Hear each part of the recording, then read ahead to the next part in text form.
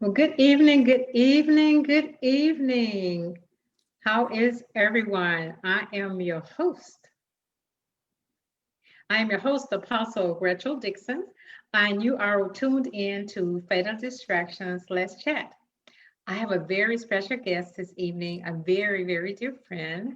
Her name is Janie Saenz. So, welcome to the show, Janie. Thank you. Thank you, Gretchen, for the invitation. Yes, Um, yes. So, tell I'm everyone sorry, where I'm a you little bit nervous. You're fine. So, where you tell everyone where you coming in from? Well, I'm from San Antonio, but originally from the Rio Grande Valley. So, but I'm here now in San Antonio. San Antonio is now my home. Yes, yes, yes. Janie's such a special friend. I met her quite some time ago. She and I worked for the same corporation, and when I first moved to Texas, they call it the Valley, and I don't know why they call it the Valley, but you just explained it's a Rio Grande because I'm thinking when I was driving that I was going to be going down a hill and into like you said, the valley, like actually a valley, but it wasn't like that. The reason I brought Janie on tonight, she has made some remarkable strides and changes in her life. Um, when I first met her, she was living in a city, like she said, in the Rio Grande Valley. Then, years later, she transitioned to San Antonio, Texas. I know San Antonio is a beautiful city, and I know many of you have heard of the Alamo, because of course, when I first came, that's the first thing I wanted to go see was the Alamo and the Riverwalk, and it just has some amazing places to eat there. Such history and such flavor. Those of you that have traveled in Texas, or those that you need to come to Texas, if you go to the cities like Dallas, Houston, Austin, San Antonio, each one has their unique flavor. And that's one thing about San Antonio. Janie, the first question I want to ask you, when you moved from the Rio Grande Valley to San Antonio, what was it like for you in the beginning when you first moved there?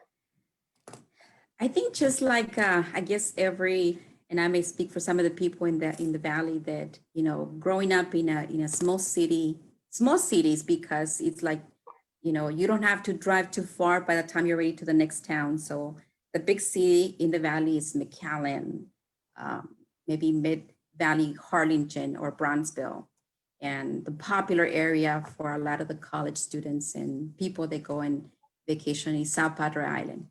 So coming to San Antonio was something that almost everyone in the valley looked forward to, moving to a bigger city. So when the opportunity presented itself, I was married then. My husband then had an opportunity and accepted a job offer in San Antonio. He grew up here in San Antonio, so he was coming back home for him. For me, I was moving away from home, and I had never left or lived outside of the valley. I that I was used to the little cities in the valley. So coming to San Antonio was a little bit stressful for me, because for one, I don't, and I still don't have any family in San Antonio, but um, I said, you know what, let's give it a try.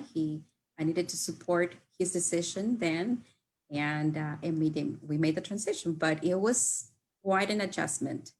I think I must have been homesick for like, gosh, at least I want to say at least maybe close to a year, because I had never left home away from my family, my friends, which I still miss dearly.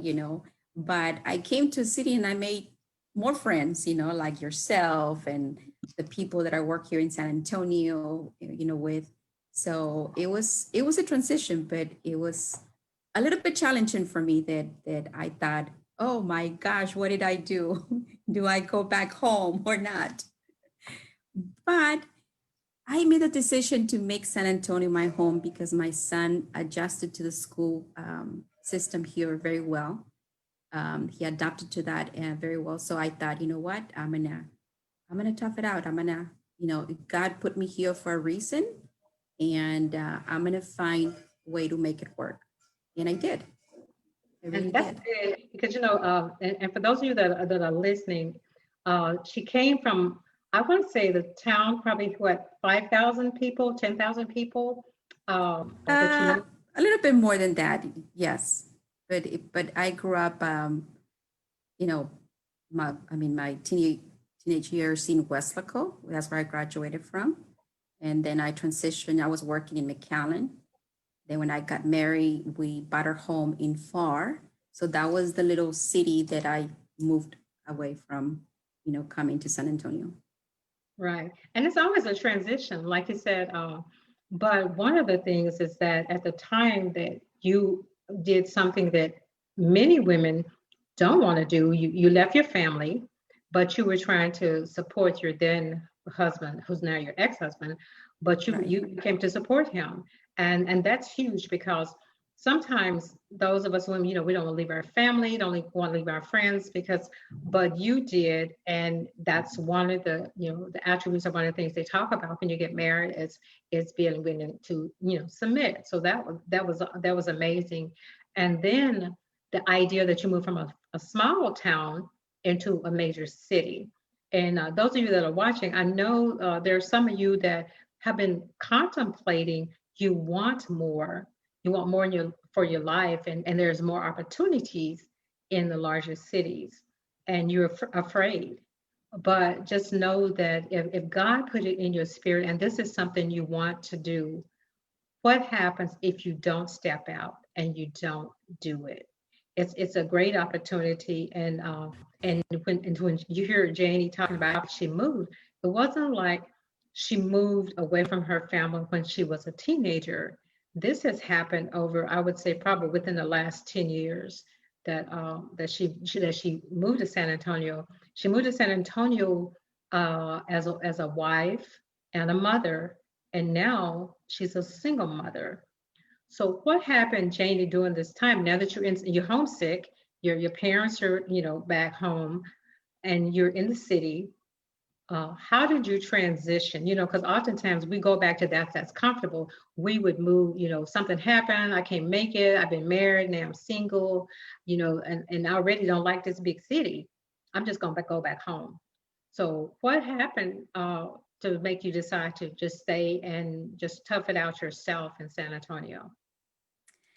You know, one of my challenges that I was having living in San Antonio, of course, a big city, and I was very, very afraid to drive on the freeways here in San Antonio. I remember the first thing that I learned was the back roads to go from my house to my work and things like that. And well, you remember when we used to travel for work, I was lucky and blessed that I met you, that we connected, because you did not hesitate to help me during that time that I needed to drive to Laredo. And I said, oh my gosh, how am I going to do this? And I remembered I couldn't drive. I really could not drive on the freeways.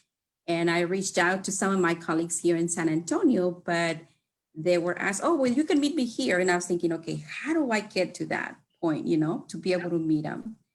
But when I reached out to you, you said, don't you worry, I will go stop and pick you up at there where you work.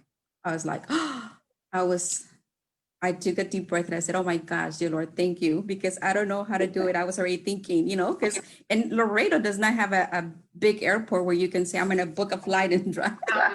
Because then you will meet, like, I remember when I traveled from McAllen to Laredo, it was such a small plane that I said, I'm not doing this ever again.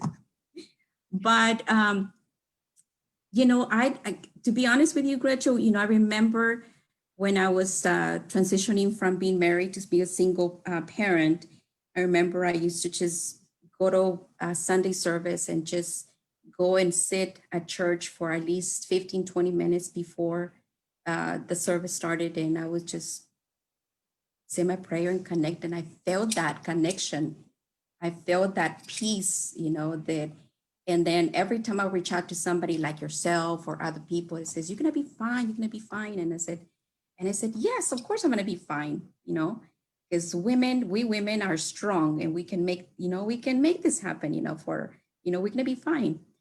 And I remember I would tell my son, because we were driving, I said, hey, remember, and we still have this. Then whenever I tell him, hey, pinky swear, I know, mom, that means that we're going to be okay. You know, Mhm. mom's going to find a way to make it work.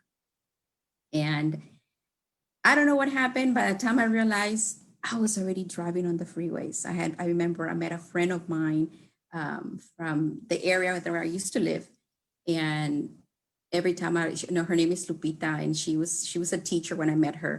And then she would do after school programs. So that's where I met her, because I would pick up my son from the after school program. And I said, help me overcome this fear of driving on 281, on 410, on 1604. And then she goes, oh yes, you just let me know where you want to go and I'll go with you. And I thought at times, she's gonna drive. No, she would say, no, you're driving, because you need to overcome that fear. And I remember by the time I said, oh my gosh, Lupita, I'm getting on 281. That's a huge bridge right there. And she says, you got it, you're gonna be fine. Just don't think about it and just focus. And so she was a blessing as well, because, and every time I would hear people tell me, you're gonna be fine, I'm praying for you, yourself, and whenever you would say, remember that when I was transitioning from my apartment to my house, and I was majorly stressing, I remember. But every time you would tell me, I'm praying for you, you're gonna be fine, you and your son are gonna be fine. And I said, yes, I am. Yes, I am, because I am surrounded by a lot of people that are very positive, that encourage me, that I know they care, um, and I said, I'm gonna be fine, you know. And sure enough, I came this close about to, and I remember I told my realtor, I can't do this anymore.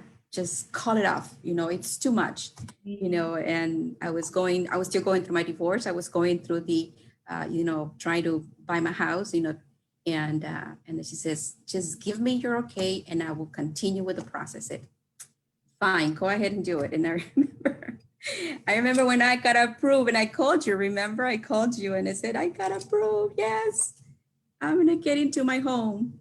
And that was my goal, because I've always set myself goals personally, to be able to achieve, um, because I look forward to that. I work towards that.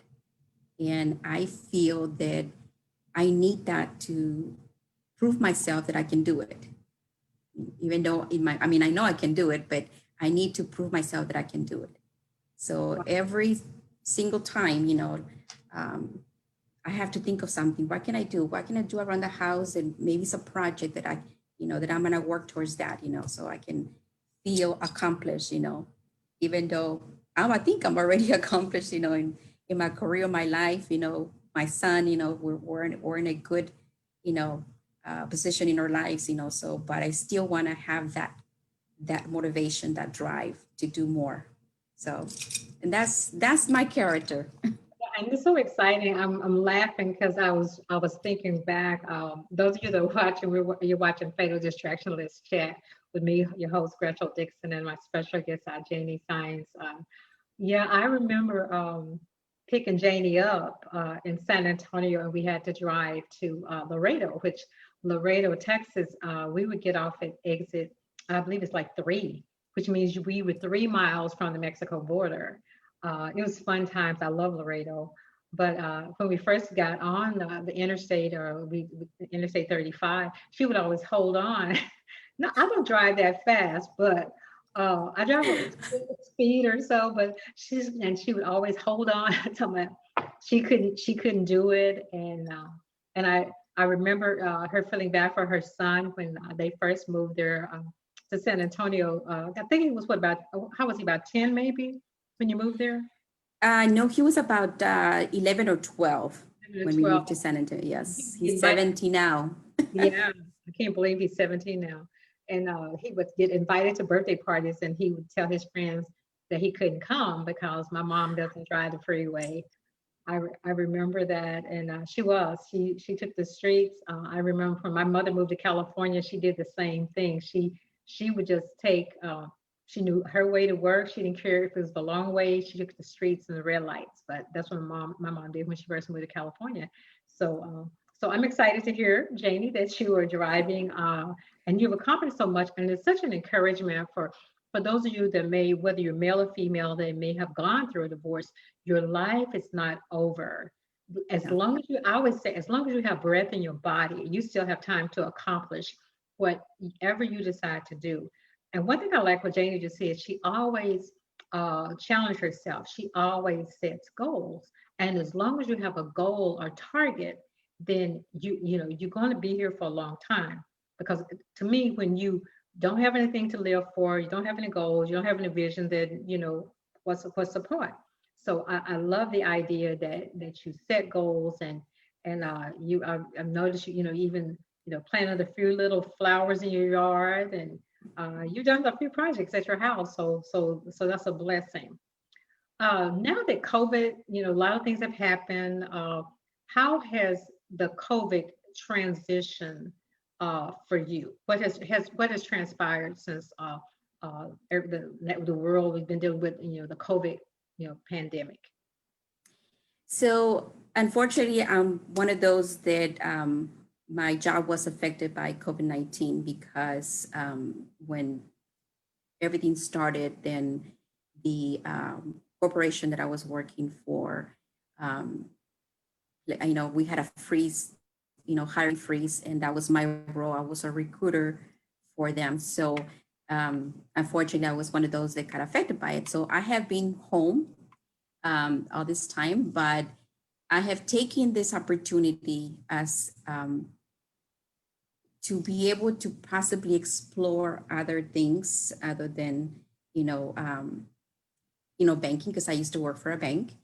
And so I have kind of sort of venture out, and I say you can say that, because I've been home all this time, and I thought, perfect, because now my son is home learning from home. So, teenagers require that constant Mhm. reminder. It's time to get up. You gotta, are you logged in? Are you connected? Are you, caught up with your homework and things like that? So he loves it. He loves having mom at home because mom cooks a hot breakfast and a hot lunch. And it was funny when he first started, he would send me text messages, even though we're here at home. Mom, how about a snack? What's for dessert? And what's in the menu for lunch, and then he says, I have an idea. How about if you post, just pretend like we're in the cafeteria, you're going to give me a menu of choices. And I said, oh no. I said, that's not happening in this house. Mhm. But I started staying home in August, and it was a little bit challenging to get used to, because I'm not your type of person to be home. And I remember I would call my sister. I said, oh my gosh, I'm going crazy, I need to do something, because I already organized my house, like my closets, and I already declutter. What else is there to do? And I made a decision not too long ago, and I was receiving a lot of invites through LinkedIn from, different organizations and connections, and I had been approached not by one, but several, insurance companies, looking for agents, trying to recruit agents. And out of the blue, just one day with that one connection that I made, and he invited me to join, and he sent me a link to a video for the presentation, the business presentation of the company that started in California. So I was very, very impressed. And I said, you know what, maybe this is a sign that I should give this an opportunity. Why not? Mhm. And sure enough, he sent me the link. I submitted the application and I got approved the same day. And I've been working on that. You know, thankfully, also you got to see the presentation because you were one of my guests, because the company requires that I book 10 appointments so I can get my training complete. And still have not taken my test. I'm preparing for that, but it looks very promising. I'm very excited. So that is one of the things that I said, I'm gonna try this out.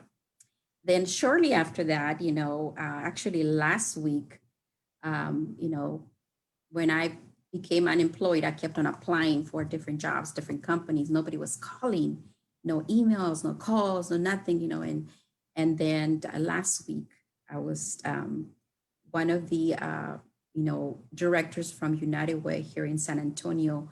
We connected through LinkedIn. We became good friends, and she's the one that says, "Why don't you try these companies? These are the banks and this and that." And I took her lead, and I did. I looked at the website and applied for the different companies she recommended, and one of them was Nationwide Insurance. Oh, wow. So last week, I got a job offer from Nationwide Insurance. So I'm scheduled to start working for them come December. So Wow. yes. Yeah, and it's So amazing because you were already pursuing insurance in yes, the area, and then God opened the door.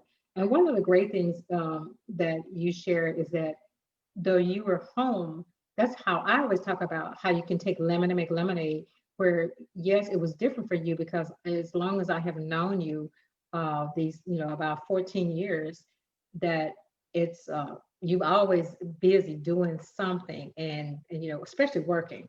I know how to rest. You like to work, but but one of the things that a lot of things that I know personally for you that came out of it was that you got a routine, and during that time you began to develop a study time and a quiet time, spending time with the Lord, and just so many things like you said, and you learn how to release the stress because as I remember, you were stressed out. So, those of you that may have, your cognitive downsides or whatever the situation, even the mental impact that COVID has had on whether you were ill or family member, just listening up to it every day, or hearing about someone that that may have, succumbed to that. It can really wear on you mentally because I know for myself, one day I said, look, I'm not listening to any more news. I even found myself feeling sad because it was always something. If it wasn't about the election, it was about COVID. And I even told my husband, I said, okay, can we hear something else in the news? That's all. But so those of you that's listening, if you are battling with what to do, now's a great time to take up a new hobby. Try something that you haven't tried. Or if you're real energetic, just like Janie said, she had already organized her closets and done all of that. So yeah, it's been amazing. So Janie, what would you share? What would you advise any of the single mothers that maybe like yourself that were one time you were working and then all of a sudden you were unemployed and to what would you tell them to encourage them to just to keep going? To what were some of the things that you did to keep you going? I think the most important thing is never lose your faith. God has a plan for all of us. And I truly believe that from the day that I became unemployed. I remember it didn't really hit me being unemployed until maybe 2, 3 days later. I came home. I was okay. I did give the news to my son, which he wasn't home. Luckily, he was away, with family. So, but I came in and I said, okay, I'm fine. I'm fine. And but I said, Lord, I said, you have a bigger plan for me. So I can't wait to see what that is. And every time that I would submit an application or send a resume, no response. I said maybe because that's definitely not for me, right? Mm-hmm. So the one that is intended for me is gonna come my way sooner or later. Yeah. And when it was a little stressful at the beginning, after I realized, I said, oh my gosh, I'm unemployed, after Yeah. 30 plus years, and I remember I started getting ready, working on my resume, revamping my resume if I wasn't getting any emails or calls and things like that. But at the same time, mentally preparing myself because I had not interviewed for a job, for 30 plus years. Mm. Wow. And I remembered every interview that I had, I will open it up, being sincere with the recruiter to say, please forgive me, and I'm a little rusty, I haven't not interviewed for a job in 30 years. Although, now I'm on the other side of the desk, because I used to re-interview. Now I'm getting interview for a job. So Mm-hmm. it's a little bit, I mean, it's kind of, nervous wrecking, but I was honest about it and they appreciate that. So just don't lose faith, look out for opportunities, and try. There's nothing wrong about trying something different. Like I said, I'm completely going off my comfort zone, because I've always done HR for years and years, just like you. And then now it's totally something different. But I'm excited. I'm excited for the opportunity. I'm excited that, I'm going to be able to, get up to work, to get ready to go to work, because I'm just that type of person, and people that I talk to, I said, oh my gosh, I've been working since I was 12 years old. So I have never been unemployed. So I don't know why I'm unemployed now, but you needed to rest. again, You needed to rest. yes, exactly. So I have taken this time to rest and do my morning walk and come home and drink my coffee and, and just enjoy, and then check on emails and, things like that. So, and so I have now I have a pattern. Now I have that, that time, that quality time for myself. And you used to always tell me, take care of yourself, Janie, think about yourself, do for yourself. And I said, yes, there's Gretchen telling me that. And that's exactly what I'm doing. Yes, I definitely believe in self-care. For those of you that, whether a mom or dad, or like I said, male or female, you have to take time for yourself. It's so, so important. It's hard to pour. I saw something and I've shared in one of my Facebook groups that it's hard to pour from an empty cup or an empty pitcher, whatever it is. We have to fuel ourselves. We have to get refueled. And I'm so excited and that Janie, you came on tonight to share, because I wanted a little different flavor, because to know that there is someone that is surviving. She's, like I said, she moved from a little town to a big city, and then got divorced and suddenly is raised. Now her son's a teenager, a great young man, doing wonderful things. He's 17. He's a junior in high school. So you've done well, and he's very mature for his age, because when Janie would get stressed out or worry about something, he would just say, "Oh, don't worry about that, Mom. We're gonna be okay." So he's such a blessing, because he was encouraging you that everything was going to be okay, and everything is. So for you moms that are out there, that yes, if you went through whatever the situation was, that know that this too shall pass. And there's a scripture that we talk about, when the Lord closes a door that no man can open, and he opened doors that no man can close. And oftentimes our time is up at a place and we won't go. God will allow something to happen that we have to transition out of that employer, and then there's greater. So I'm just excited for you, Jane. I know that wherever you go, there's greater. You won't be stressed like you were before, and just so many different things. And I've known you for quite some time, and watched you and your son, and just really proud of the growth that you have done, is spiritually and naturally. So once again, I just want to thank you for being on tonight. Those of you that are watching, and those that catch the replay, you've been watching Fatal Distractions. Let's Chat with your host, Gretchen Dixon. So you guys have an amazing night and a wonderful rest of the week. We'll see you next Tuesday, 8 p.m. Central Standard Time. Have a good night. Good night. Thank you. Thank you, Jane.